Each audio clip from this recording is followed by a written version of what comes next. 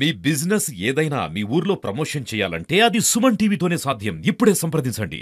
రైతు రుణమాఫీ పైన తెలంగాణలో రగడ రచ్చ జరుగుతోంది. ఇంకా నడుస్తూనే ఉంది ఈ రచ్చ. ఎందుకంటే నిజానికి ముఖ్యమంత్రి రేవంత్ రెడ్డి చాలా స్పష్టమైన హామీ ఇచ్చారు. ఎన్నికల్లో కాంగ్రెస్ పార్టీ ఎన్నికల ప్రచారం సందర్భంలో హామీ ఇచ్చింది. రాహుల్ గాంధీ ఆయన స్వయంగా చెప్పారు 2 లక్షల వరకు తెలంగాణలో ఉన్న ప్రతి రైతుకు పంట రుణమాఫీ చేస్తామని చెప్పారు. ఏదైతే మనం అంజుమన్ తీసుకుంటామో, ఏదైతే మనం తాత్కాలిక రుణాలు పంట కోసం తీసుకుంటామో, అప్పు తీసుకుంటామో ఆ అప్పుని మాఫీ చేస్తామని చెప్పారు. 2 లక్షల వరకు 3 విడతలుగా రుణమాఫీ చేశారు. మొదటి విడత 1,00,000, రెండో విడత రూ. 1,50,000 వరకు చేశారు. మూడో విడత 2 లక్షల వరకు చేశారు.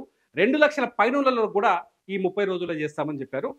వ్యవసాయ శాఖ మంత్రి తుమ్మల నాగేశ్వరరావు చాలా స్పష్టంగా చెప్తున్నారు. పదే పదే చెప్తున్నారు. అయితే అనేక మంది రైతులకు అంటే ₹1,00,000 ఉన్నోళ్ళకి కావచ్చు, ₹150,000 ఉన్నోళ్ళకి కావచ్చు, ₹2,00,000 లోపు ఉన్నోళ్ళకే, ₹2,00,000 లోపు అప్పున్నోళ్ళకే ఇంతవరకు కొంతమందికి రుణమాఫీ జరగలేదు.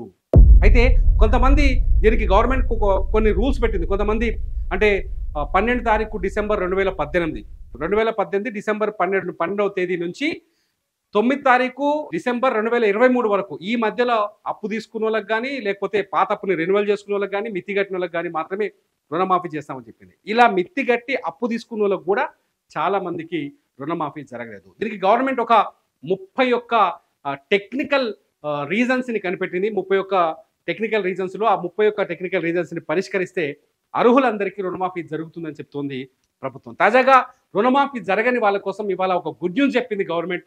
ఎవరైతే రైతులు ఉన్నారో ఈ స్పష్టంగా వినండి, ఇక టెన్షన్ పడకండి. చాలా మంది రైతులు టెన్షన్ పడుతున్నారు. నేను చేసిన చాలా వీడియోల కింద వాళ్ళ అనేక క్వశ్చన్స్ పెడుతున్నారు.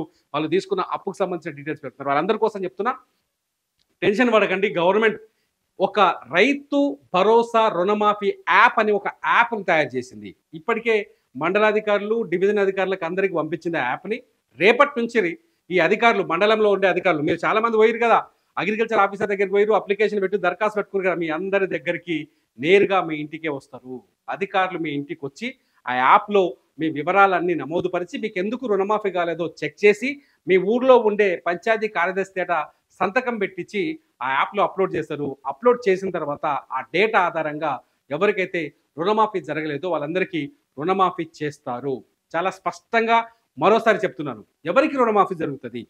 మరి ఇక్కడ ఖచ్చితంగా రుణమాఫీ జీవో ఇచ్చిన రూల్స్ ఉన్నాయి కదా, ఆ రూల్స్ ప్రకారమే జరుగుతుంది. ఇప్పుడు ఏదో మళ్ళీ పాత అప్పు, 2018 ముందు మురిగిపోయినప్పు, ఆ ముదిరినప్పు, లేకపోతే పెండింగ్లో ఉన్నప్పు, ఎన్పిఏలోకి వెళ్ళిపోయిన అప్పు, బకాయి పడ్డ అప్పు అవి తీరవు. చాలా స్పష్టంగా మళ్ళీ గుర్తుపెట్టుకొని మళ్ళీ మొదటి నుంచి చెప్తున్నా, 2018 డిసెంబర్ 12వ తారీఖు నుంచి 2023 డిసెంబర్ 9వ తారీఖు వరకు అప్పు తీసుకున్న వాళ్ళకు మాత్రమే ఇది వర్తిస్తుంది. అంతే. 2018 డిసెంబర్ 12 నుంచి 2023 డిసెంబర్ 9వ తారీఖు వరకు ఎవరైతే అప్పు తీసుకున్నారో, కొత్తగా ఎవరైతే పాత అప్పు గతంలో కేసీఆర్ ఇచ్చిన అప్పులు ఉన్నాయి కదా, కేసీఆర్ గవర్నమెంట్లో వచ్చినాయి, ఆ అప్పులు రెన్యువల్ చేసుకున్నారో, ఎవరైతే అప్పటి పాత అప్పులకు మిత్తి కట్టిరో వాళ్ళకి మాత్రమే వర్తిస్తాయి. అయితే మొన్న కొందరికి అయినాయి, కానోళ్ళకి టెక్నికల్ రీజన్స్ ఉన్నాయి. కొందరికేమో ఆధార్ కార్డు చక్కగా లేదు, బ్యాంకులో పోయి ఆధార్ కార్డు అప్డేట్ చేయించాలి, చక్కగా లేదు.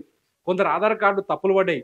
కొందరికేమో ఇంటి పేరు వేరుంది, బ్యాంక్ ఖాతా పుస్తకంలో ఉన్న పేరు వేరుంది, రేషన్ కార్డులో ఒక పేరుతో పేరుంది, అందులో ఒక దిక్కుంది. ఇక పోతే దాదాపు 31 రకాల తప్పులు గుర్తించారు. ఈ తప్పులు ఉన్న వాళ్ళందరికీ రుణమాఫీ కాలేదు. వీళ్ళందరికీ ఈసారి యాప్ ద్వారా ఇంటికి వచ్చి, మీ ఇంటికే వచ్చి మీ దరఖాస్తుని పరిశీలించి ఈసారి రుణమాఫీ చేస్తామని చెప్తున్నారు. అది కూడా 2 లక్షల వరకే చేస్తారు.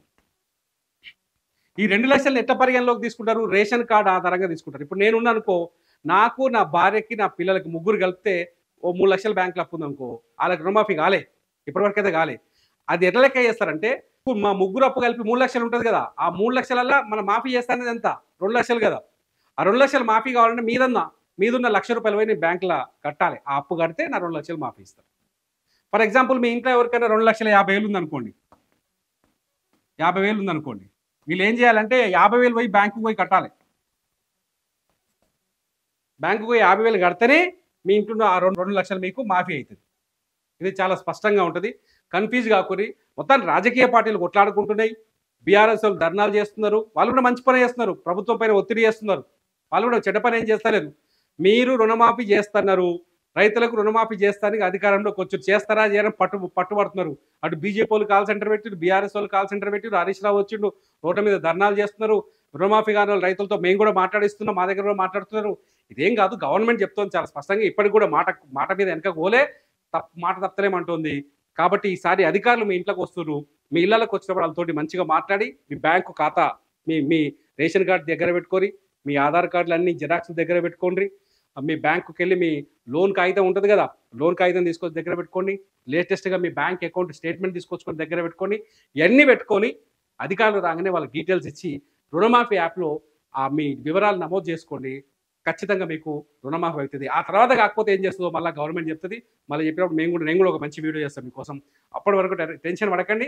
రుణమాఫీ పైన మీకు ఇంకా సమాచారం కావాలంటే సుమన్ టీవీలో నేను చేసిన వీడియోలు చాలా ఉన్నాయి, ఖచ్చితంగా చూడండి. మీకు అన్ని డౌట్లకి కొంతవరకు సమాధానం కాదు, అది ఈ అన్నీ కూడా గవర్నమెంట్ ఇచ్చిన సమాచారం మనకు మాత్రమే చేసిన వీడియోలు. ఓకేనా? చూస్తూనే ఉండండి సుమన్ టీవీ.